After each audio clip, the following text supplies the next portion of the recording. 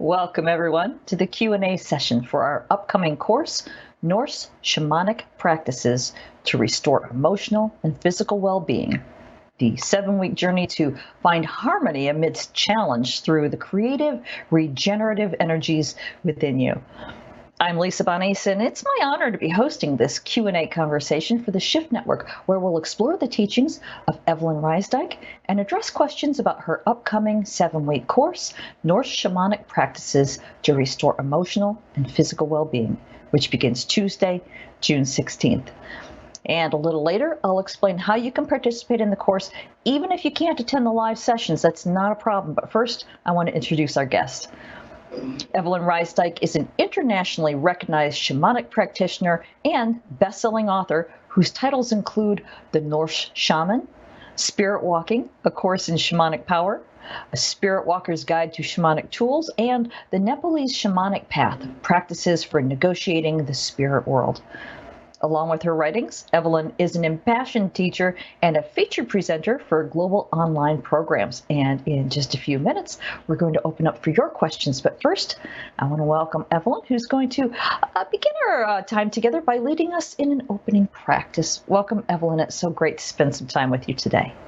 Hello, Lisa. I love to spend time with you as well, and all of you that have tuned in. So, along with watching me with your eyes and listening to me with your ears, I want you to take a nice deep breath. This is our hour together, and we can bring our attention down into our heart space so that we're listening with all of our being present with all of our being, engaging with all of our being. And from my heart to yours, I welcome you as well. All right. Thank you so much, Evelyn. As I mentioned, we have the rest of our time together to dive into our viewers' questions for Evelyn as we prepare for her upcoming course. Again, that's called Norse Shamanic Practices. Say that 6 times fast to restore emotional and physical well-being. And it begins Tuesday, June 16th. If you want to check out the website and learn more about the 7-week course, you can visit NorseShamanichealing.com to see the full description. So let's go ahead and get into some Q&A. If you've got a question for Evelyn, go ahead and type it in, and I'll be happy to pass them along. And in the meantime, we've got a few questions already waiting for us. In fact, Evelyn, let me ask you a question that more than one person is asking in light of the current situation in the world. What's your take on this? What do you think is the most important issue to be dealing with in the world today? Well, the first thing is to not be afraid. I know that's the hardest thing, but it's the most important thing to begin with, because we are experiencing what I like to think of as the late stages of pregnancy. There's much that needs to be shifted and changed in our world, and we human beings don't change very readily unless there's a good reason to, unless we're kind of pushed into it. It's easy to go about our usual routine, and now our routines are disrupted. We are concerned about following our usual way of going out and getting our groceries. And we're finding that things that have simmered for a long time are coming to a head. And that is a perfect opportunity, I think. Our culture needs to shift and change, needs to be a global culture. We need to change our relationships to ourselves, to other people, and to other species, and to care for the environment in a much better way. And I think times of global disruption are opportunities. Creativity is a funny thing. It functions really best under some kind of restriction, when we're just compressed enough to be uncomfortable, to want to see something shift and change. It triggers our inherent creativity if we can keep our fear in check. So I'm actually excited about this time. I'm equally as sad about losing people that I care about. I'm equally concerned for my own health and the health of people that I love. I'm horrified by the troubles that we're seeing in the world, where we're responding in a really brilliant way, I think. But to see that we have 400 years, for instance, 400 years at least worth of racism that has come to a head in our culture, this is a pregnant time. It's a pregnant time for revolutionary change. And I don't mean revolutions with guns and riots in the streets. I don't mean that. I mean the kind of revolutionary change that turns us into the next model of human being. You know, there have been many different models of human being that came to where we are, right? So there are all those ones like, they have long Latin names, but we think of them, these predecessors of human beings, right? The proto-humans, but some of them are actually more like cousins. So we have an opportunity in times like these to do our inner work, to release those things that have limited us our entire lives, to address how we work with fear, and to engage our innate creative energy to remake not only ourselves and our own unique world, but the larger world.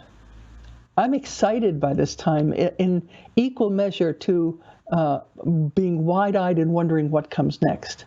And that feeling of excitement, I think more people are having that now. Yes, it's terrifying. Yes, I have actually a sibling who is in the hospital and has been there for over a month.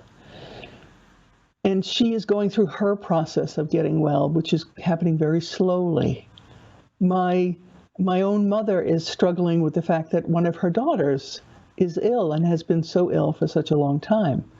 And yet I keep returning to the practices that provide for me a kind of rudder. I know that there are things that are literally beyond my control, and my sphere of control needs to be as well lubricated and flexible as is possible. So that's kind of a long answer, but I think we're being called at this time to clear away those things that no longer function in our own lives as the culture is getting that energy up to change the things in the culture that no longer work. We have a tremendous opportunity together. Absolutely. And in fact, your response leads perfectly into the next question. This is from Sasha, who says, as an empath, I end up feeling many of the global energies coming into my body. And the problem is they seem to get stuck within me, and I have yet to find the right tool to make sure that this doesn't happen. Will you be teaching practices to help the energy move through without getting stuck? Yes, and I think it's really important, first of all, to honor yourself as an empath. You self-described yourself that way, so I think that's a really good point, that you at least honor the fact that you are sensitive and ultra-sensitive. And then to think about your energy system, your spiritual body, the body that extends beyond the limit of your skin, as where your edges actually are. You know, we're not like spirits stuffed inside of a body, you know, like sausages. We are completely filled, and then we extend beyond the limit of our bodies. And empaths, I think, have their radar right there, right on that outer edge of the body. And so it's really important to work with, in shamanic terms, a protector spirit like a power animal that can enrobe you. And the beauty of a power animal, in my experience in doing shamanic practice for 3 decades now, is it's like a semi-permeable membrane. It will still allow you to use your radar, your empath radar, to go, don't go there, go over here. But it doesn't let in somebody else's toxicity. So you will have full availability of your talents without the drawbacks so much. So I would highly recommend that you work with in your journeys to develop a relationship with a power animal. And we'll be doing journeys over the 7 weeks that can assist you in that way. And I'll have a little handout in the beginning to help get you up to speed as well.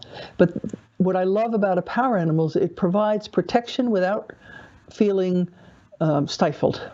It is a being that loves me and wants to protect me in the same way that perhaps a mother would protect a child. But there's no sense of how do I want to say this? It's a partnership. I think that's the best way to say it. It's a partnership. The power animal doing its job to keep our space safe, and my gift back to my power animals is to be in what I call reverent participatory relationship with that being, because it's come specifically for that task. But just as we honor first responders for the work that they do, I think it's really important to be in that same way of gratitude for the beings who support and protect us.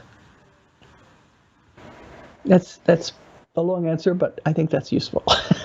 Not long at all. That was perfect. In fact, once again, leads in perfectly to the next question. You're good at this.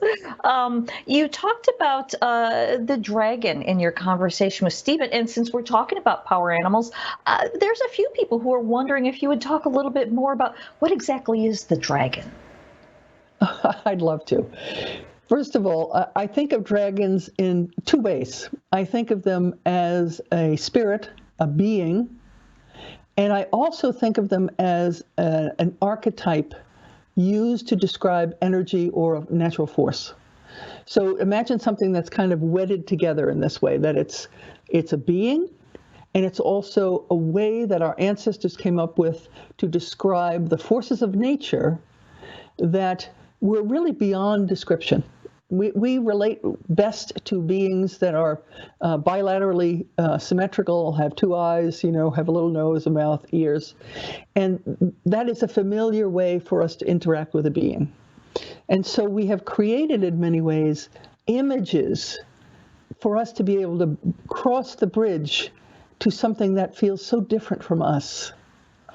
And the natural forces that we are often at the effect of, we needed to have some way to relate to that. And so these dragon energies were a perfect way to do that.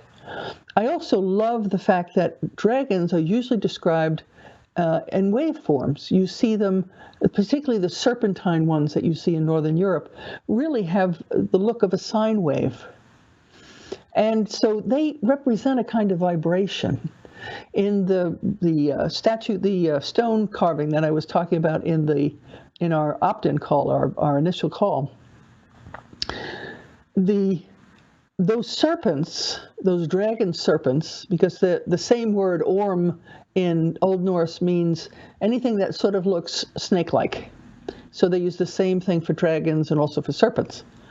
So these serpent dragons that the Ormhexen was holding are like the waveforms of the energy of creation and the energy of destruction. And the whirling dragons at the top of that stone, there are three dragons sort of interlocked in what looks like a kind of whirling triskelion. It's sort of like looks like a three-sided swastika, and it's that energy of turning. So that stone to me is describing beings, yes, entities that are these dragons, but also this idea of this energy that we don't have language for. Excuse me, I'm losing my voice. That we don't typically have an understanding of in terms of how do we describe that? How do you describe something that you can't see and taste and hear and touch?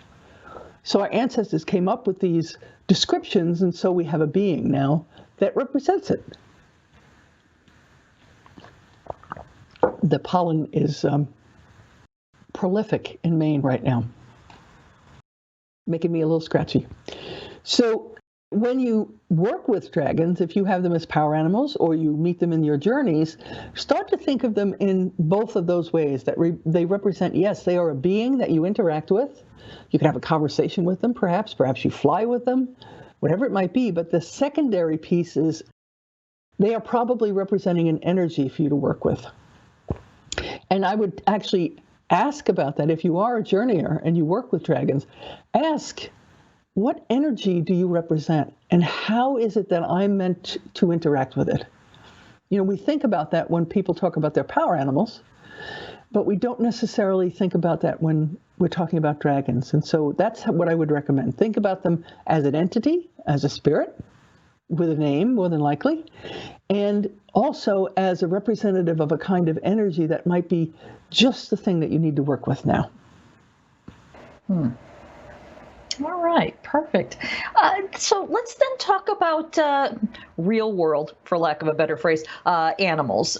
We've got a question here from Barb who says, I have two cats that normally don't have anything to do with me until I'm trying to meditate.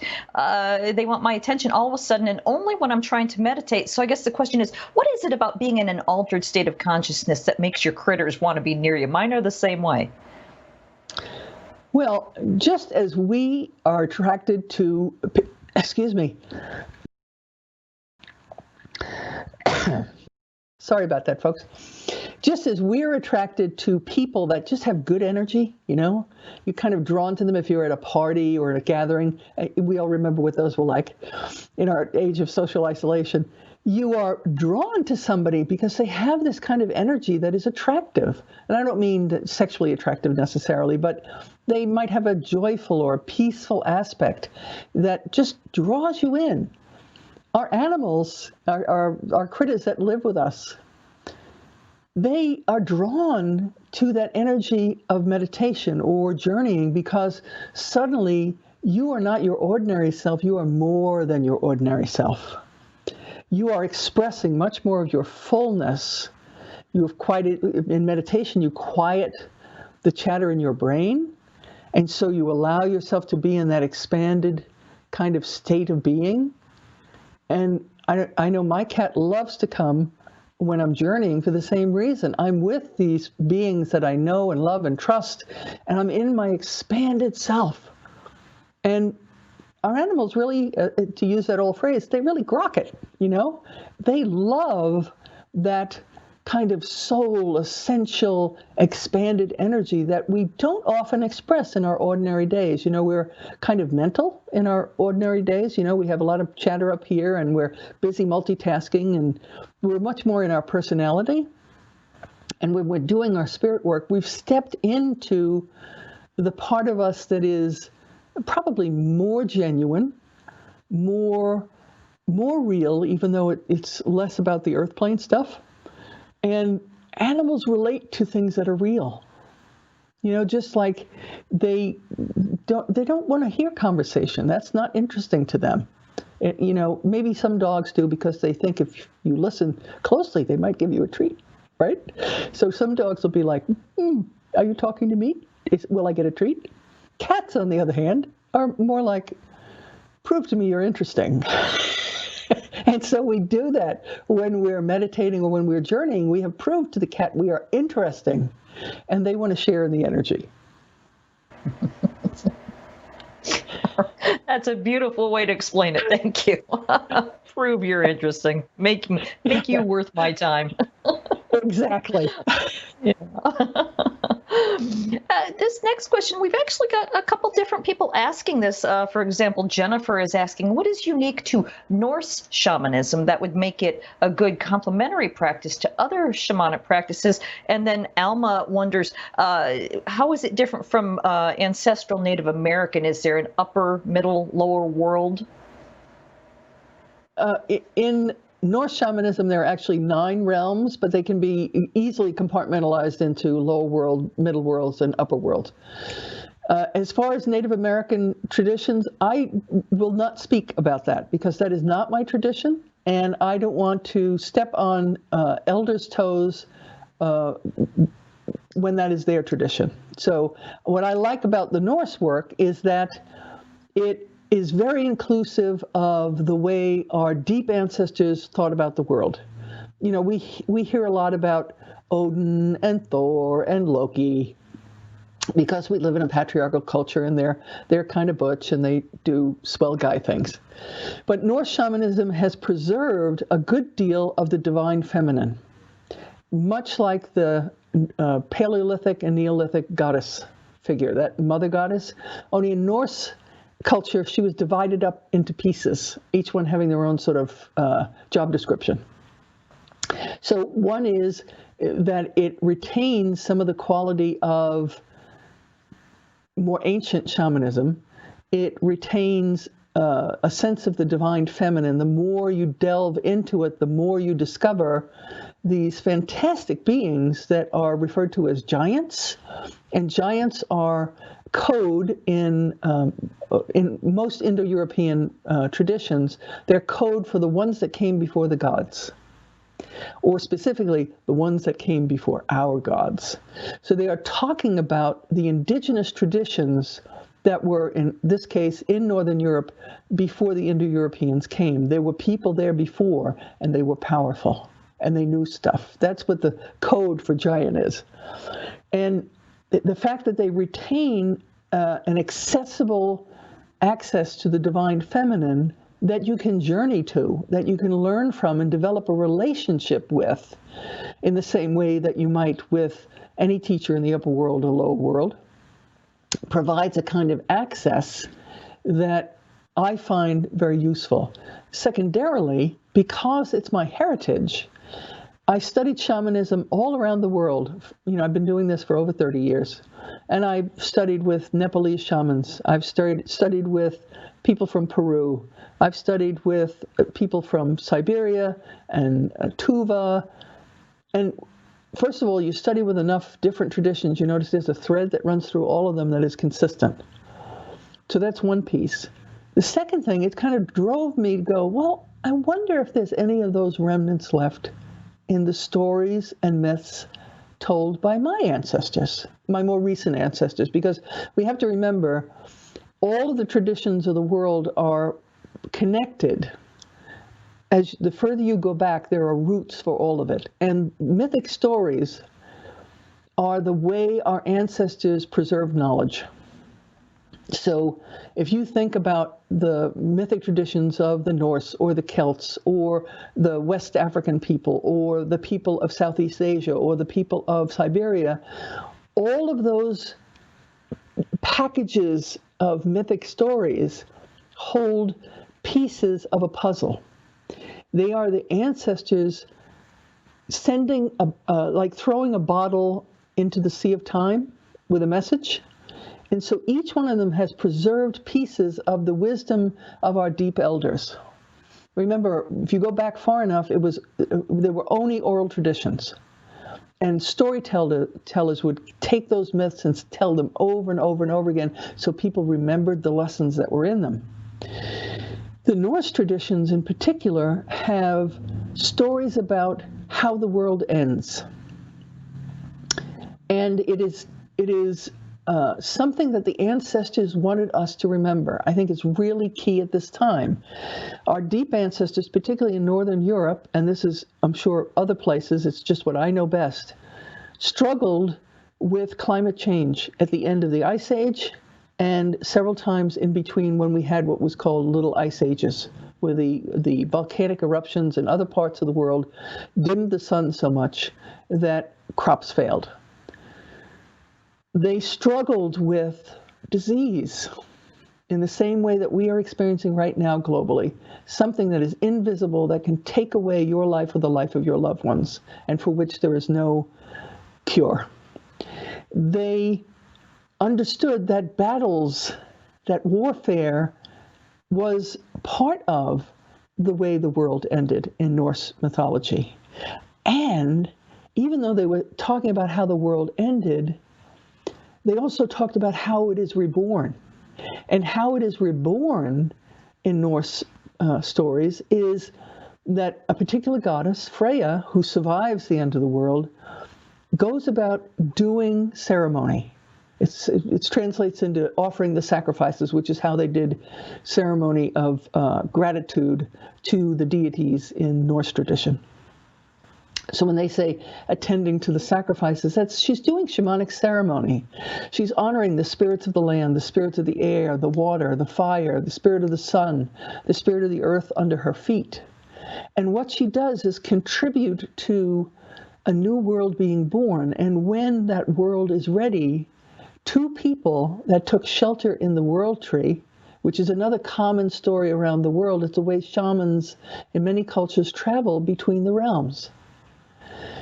So two people that took refuge in that tree, protected from the end of the world, while Freya helped to nurture the spirits of nature, then we're able to step out and start life again. So I think of this time as, to go back to that initial question, I think of this time as that tension between an old world ending and a new world is not yet born. And there's a lot of grist in the mill around that. We have to let things die away that no longer serve us, while we haven't yet put in place those things that will carry us forward. And so we're in that place where it doesn't feel like there's a bridge or land under our feet. But that's when our spiritual practice can help to provide the bridge. Knowing the stories that our ancestors survived. They survived by remembering the stories that things die and it leaves space for something to be reborn in a new way. The stories were there to guide our ancestors, and working with them in a shamanic way, where we actually go to these beings, meet them, talk to them, have our questions and concerns answered, be supported to take particular directions with our life, knowing what we need to shed so that we can grow new skin. We have an opportunity in these practices to do just that. Become the new humans. And as we become those new humans, like Leif and Leithtracer, the man and woman who were in that world tree, we automatically begin to change the culture, because culture is just an accumulation of a whole bunch of individuals. So as each one of us does our work of evolving, of changing, of healing that stuff that has held us back forever, being able to maintain balance even when it feels like there's nothing to walk on, like that scene from one of the Indiana Jones movie, it doesn't look like there's a bridge, but you have to have that spiritual practice and faith to put your foot out anyway and land on it. That's a wonderful image as far as I'm concerned, because that's what it feels like now.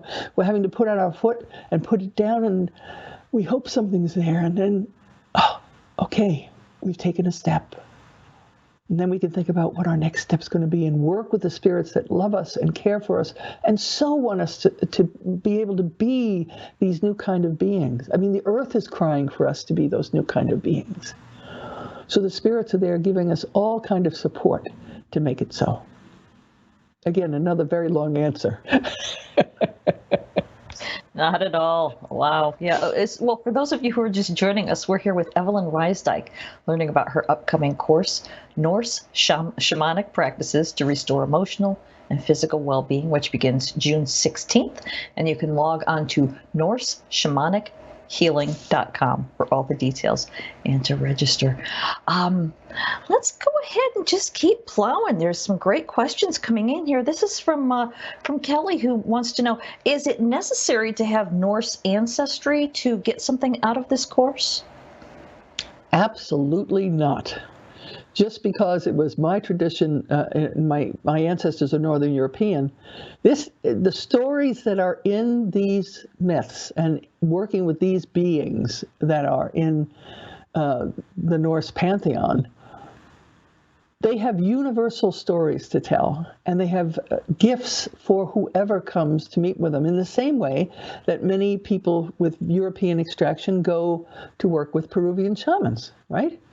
It's not their tradition. In fact, the stars in the sky are completely different.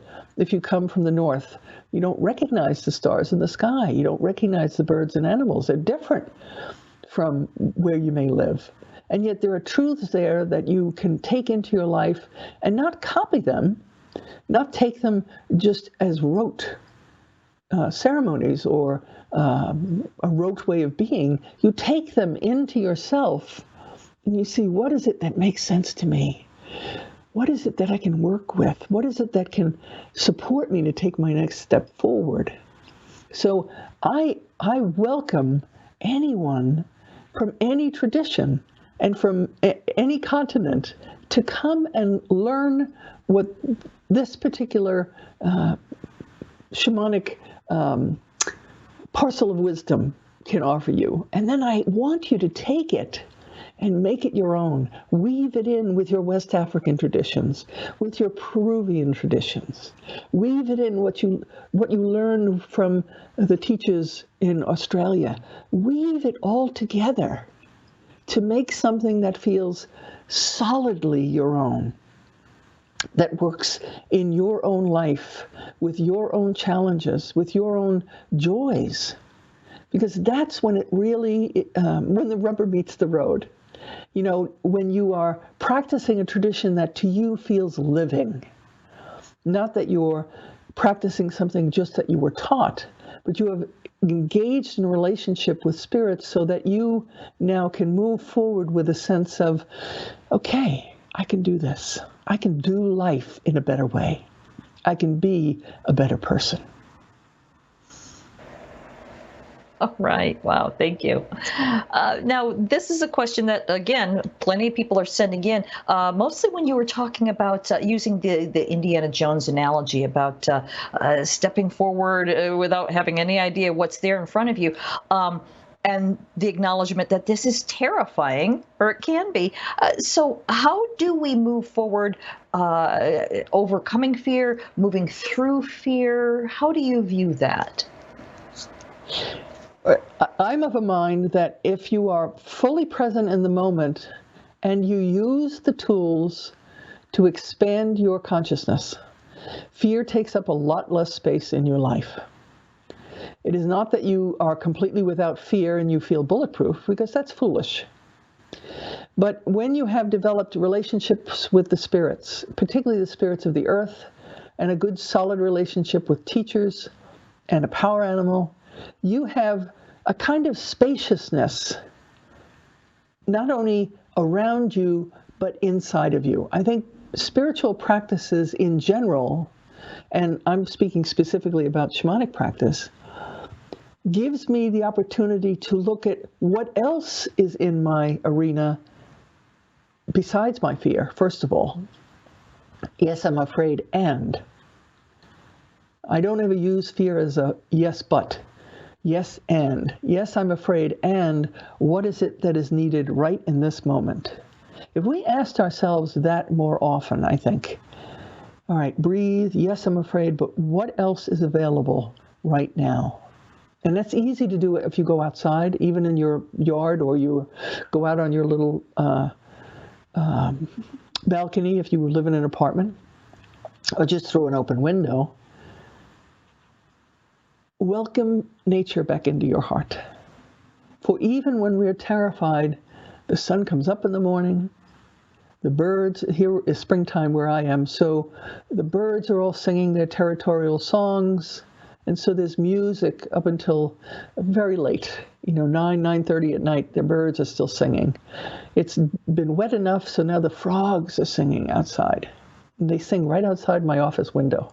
I have a toad and a frog that sort of sing in a chorus outside my window. And if I pay attention to that beauty and those sounds and that expansive feeling that even though I feel perhaps paralyzed by my fear in this moment, the rest of the world is still moving. All the processes of nature are still happening. In fact, the processes are even happening within my own body. Cells are being born, others are dying. The electrical system of my nerves is working. I can use my senses. I can do something in this moment, even if it is only to breathe. But in that spaciousness, fear takes up so much smaller a space. And when we give ourselves that spaciousness and we start to work with our innate creative energy, ideas bubble up. They bubble up and kind of move the fear over a little bit. They kind of give it the elbow. And the wheels start to turn again when we allow ourselves that spaciousness. And I'll support you also in the program to have an easy way to get out of that feeling of, we kind of want to pull the covers over your head feeling, your whole body contracts in. And be able to be in that more expanded aspect of who you are. There's this, I have a dear friend, he's a physician, and he is a Star Trek fan. I mean, he honestly is a Trekkie. He's a 60-some-odd-year-old Trekkie. Very dear guy. And there is one particular episode of the old television Star Trek, which is still rerun, the first one, where they're doing one of those holodeck kind of things, and it's the OK Corral, and they have to remind themselves the bullets aren't real, because they're so in their sensory experience that they feel that the bullets are real, and if they're shot by them, they'll die, and they have to remember the bullets aren't real. It's kind of like in the Matrix too, that they're really not bullets. You can just take them right out of the air. And that feeling that you get when you're expanded, when you're surrounded by the teachers and power animals that love you, the spirits that you've met in journeys, the spirits of nature, on some level, the bullets change. That fear becomes diminished. It may not have even changed size, but you have. And so that knot of fear is now just this little knot-shaped thing in a much bigger space. And in that bigger space, you could bring the resource of who you are to the present moment, and then start to engage your creativity, because creativity works best, again, in times of restriction.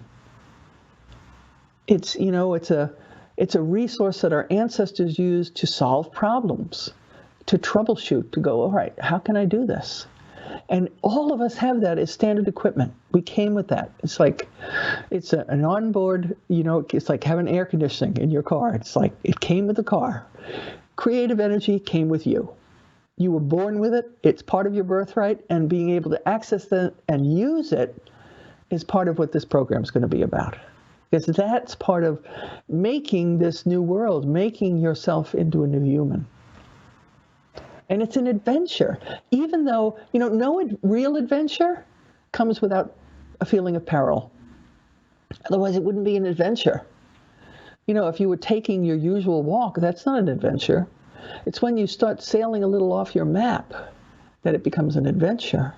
And there's some trepidation. Why not get lost? I might find something that's scary. I might have experiences that I'm not prepared for. But that's what makes it an adventure. And I think we're all ready for our next adventure, because the old one is worn and tired and sort of in tatters. It's not working. And so as we do this in our own lives, we are actually generating that possibility for the world around us. All right. Wow. Thank you so much.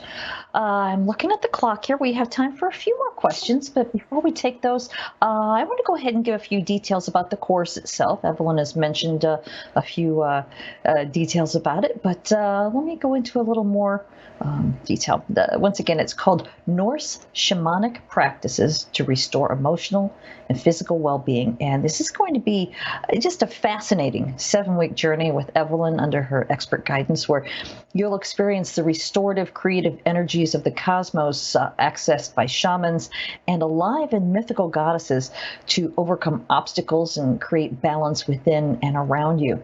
And the 7-week course takes place on Tuesdays at 3 p.m. Pacific, beginning Tuesday, June 16th. And if you can't join us live, that's fine. Not everybody can. You won't miss the teachings. You will receive audio and video recordings, transcripts, and all course handouts on your course homepage. You can also send questions in between classes if you're not able to be there live for the Q&A. Also, I would like to remind everyone that we offer a no-risk money-back guarantee on all of our courses, giving you a full 2 weeks until June 30th in this case, to make sure that you absolutely love it. And as an added option, all participants are welcome to connect in a private Facebook community group so you can stay connected with one another. Also, everyone who registers receives the Norse Shamanic Practices bonus collection. First, you receive a PDF teaching from Evelyn entitled Consciousness and Creative Energy. Next, you'll get a video teaching with PDF resources from Evelyn called Introduction to Shamanic Journeying. And then you'll receive a PDF guide from Evelyn entitled A Norse Ceremonial Guide for Creating Balance and Harmony. And when you register by midnight Pacific on Thursday, June 11th, you'll receive this extra gift, and that's an audio teaching from Evelyn entitled Repairing Your Energy After Experiencing Fear or Anger, a Norse Shamanic Method. So, Evelyn, before we get back into Q&A, let's talk about what are you most looking forward to sharing in your upcoming course? I bet there's a lot. There is a lot. I'm excited to be able to support people, particularly in this time, to engage their fullness, to not be compressed by circumstance, but using that compression in the same way when a child is born, they experience this compression of the mother's contractions. That's what we're in right now. It's kind of like the bottleneck of an hourglass. And we're being squeezed into what is the unknown in the same way that a child spends 9 months in this watery world where it's dark and it's warm, and then they're squeezed into this place that suddenly they're touched on their skin and there's light and there's sound. And imagine how startling that must be for all of us when we're born. But we're being asked to do that same thing, to go from the world that we have become accustomed to, and to allow the pressure that we're feeling now that can sometimes bring us to fear, to move us into this new possibility.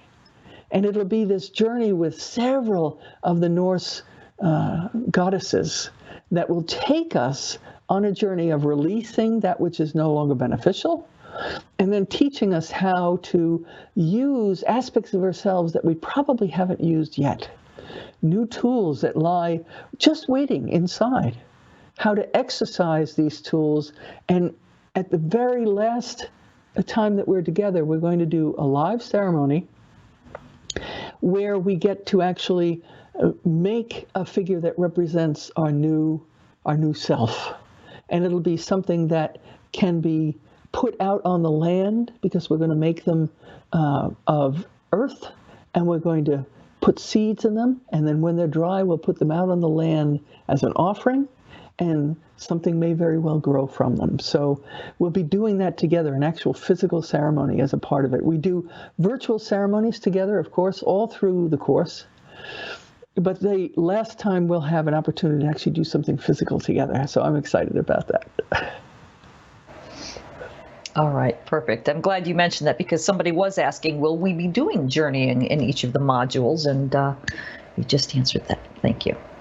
Perfect. Yes, absolutely. We'll just want to interrupt you for a second. We'll be doing journeys and virtual ceremonies in every single one of the episodes when we're together. Perfect. All right. So here is a question from Kathy, who is new to this whole thing. Kathy says, I'm very drawn to shamanic practice, although I've never studied it. How can I know if I would have the ability to journey and possibly help others in the future? Well, the good news is, in this particular program, I'm going to be guiding you on journeys. So for those who already have the skill of journeying, I expect that they will be doing their own journeys probably after the broadcast, so that they can go deeply into whatever it is I've given as an assignment for the journey. But for those of you who haven't journeyed before, don't worry. We'll be guiding you through the process so that you'll be able to reap the rewards that are there for you in the spirit world, and we'll guide you in a safe way so that you can learn and grow and work with the material from each of our sessions. All right, great. Thank you. So you were talking about ancestors a little bit ago, and Amy has a question about that, saying, my recent ancestors don't seem like good sources of wisdom for me, as they passed on patterns of abuse, addiction, and other dysfunctions. And it seems like those patterns were passed down over generations. And I keep wondering how far back in my ancestry I have to go to access true wisdom and love. That's an excellent question. And what I like to say is, over 200,000 years of ancestors, there are ancestors that you can trust. And in journeys, you can have a teacher or power animal actually take you to meet a nurturing mother ancestor, a nurturing father ancestor, so that you can actually have the opportunity to do repair inside of yourself from the experiences that you had in your own childhood. Because there are ancestors. In fact, let me talk about ancestors even more generally. If you go back far enough, we share them. Our mitochondrial DNA that we have in our cells, the mitochondria is the part of us that allows us to make food into energy. They're little dynamos in every cell. That has its unique DNA that's separate from the one in our nucleus of the cell, which we get from mom and dad. Mitochondrial DNA doesn't mix. It's passed from mother to child, and only females can pass it forward. So each one of you has your mother's mitochondrial DNA, but that line, the line that is in your mitochondrial DNA, each mitochondria, has been passed back to a root that is 180,000 years old, and it belonged to a woman in Africa. So there is a mother figure right there that everyone can access. She, in some profound way, really is the mother of every one of us here, because without her mitochondrial DNA, without that dynamo in our cells, we would not be able to survive. So she gave that gift. She wasn't the only woman alive at the time, because our Homo sapiens sapien is at least 200,000 years old, and then we have cousin species that were part of our species but died off. So it's much older than that. There are ancestors galore behind you. And what I would recommend, again, is to go into a journey with the purpose, direct your power animal or teacher to take me to a wise mother figure in my ancestral line. A wise and loving, I would probably say. And take me to a wise and loving father ancestor. Because they can be healers in a way that probably nothing else can. Because they are in our bodies. The ancestors are in our bodies, they're in our DNA, and when we are able to be taken to their spirits, particularly the ones that are far back, they want so much for us to live well, in the same way that a healthy parent wants their child to flourish. And our parents, grandparents, and the last few generations, maybe 100 years, maybe 1,000 years, they were living with a fractured sense, particularly mothers and grandmothers, were living with a limited sense of the divine feminine. It was wounded, it was incomplete, and it was delivered by patriarchal culture. So in some ways, we may have feel, for instance, insufficiently mothered or parented, but those people were also products of the way they were taught. And so we have to go back as far as we need to find those that are there, that have passed into the light, that are there cheering us on. And I'm very fortunate. I work as my primary teacher in my journeys is my great-great-grandmother, who, when she was alive, was a little crabby. And she was crabby for all kinds of earth plane reasons, including having to kick out a drunken husband and raise 7 kids and some of her grandchildren. But she also made medicine. And she learned how to make medicine from her mother, who protected her during an epidemic in New York from being taken to the hospital, because back then hospitals were a place where people went and they never came home. And her mother healed her and her brother. And so my great-great-grandmother made medicine because she knew that was important, and her children didn't want to learn how to make medicine, because it was a time when people were trying to leave those things behind. And so part of her crabbiness was that she felt as though she couldn't continue that process. And when I met her in Journeys, she taught me some of what she had learned from her mother. And that was a bond. In fact, I'm going to be making a batch of one of the salves that she taught me how to make. And that bond has done so much in my life, and I know it has also changed her experience, because the broken chain is not broken any longer for her.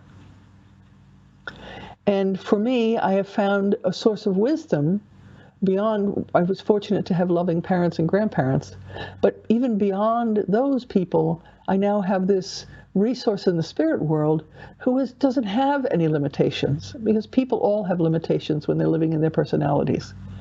So I would encourage you to go with a teacher or power animal as far back as you need to, because there are loving presences there that want to support you.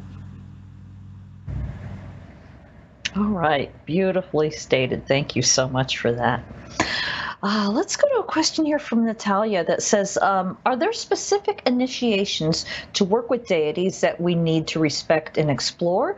It seems that I need initiation in order to start communing with deities, but this belief could be blocking me from this exploration. The same tenet that I use for deities, which I think of as kind of spiritual archetypes. Remember, they're part of the stories the ancestors told. I use the same way of interacting with my power animals, with the spirits of nature, with other human beings, and that is to be in reverence of that being, not diminishing yourself, but being reverent, seeing, as that wonderful expression from the East, namaste, I see the God in me recognizes the God in you. So you come from that place of reverence. And then you recognize that relationship, if you want to step into relationship with any being, you really have to participate in that relationship. It can't be all one way. We can't just receive and receive and receive and not give back. And so we ask the beings that we work with, how can I honor you? How can I give back some of the beauty and the wisdom and the gifts that you have given me? How can I be in reciprocity with you?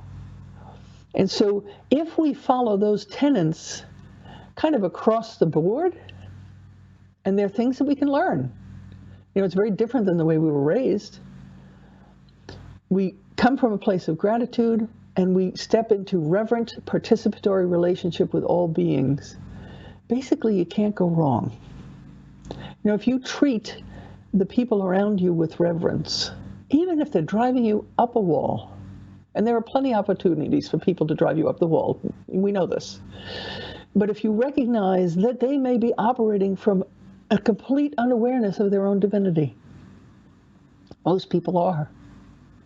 And so they're like people blundering in the dark, and they don't feel powerful, and so they may decide to try to intrude in your space and steal some of yours.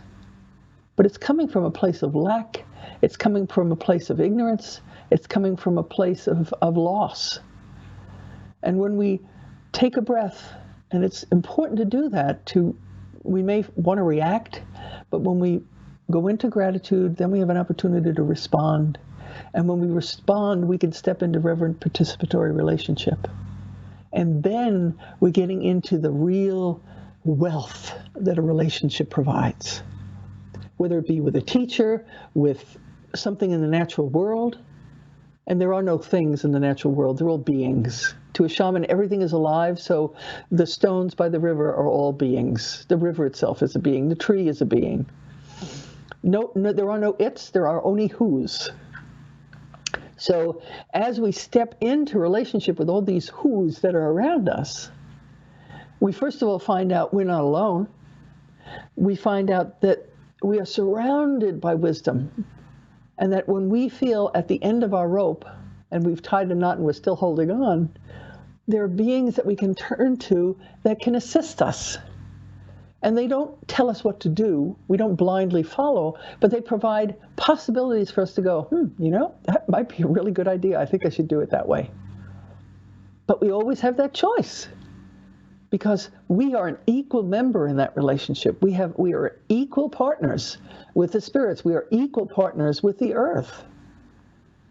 And if we hold up our end of the bargain, that's all that our job requires. Hold up our side of being in reverent participatory relationship. And then everything takes on a different color, a different shade, a different vibration.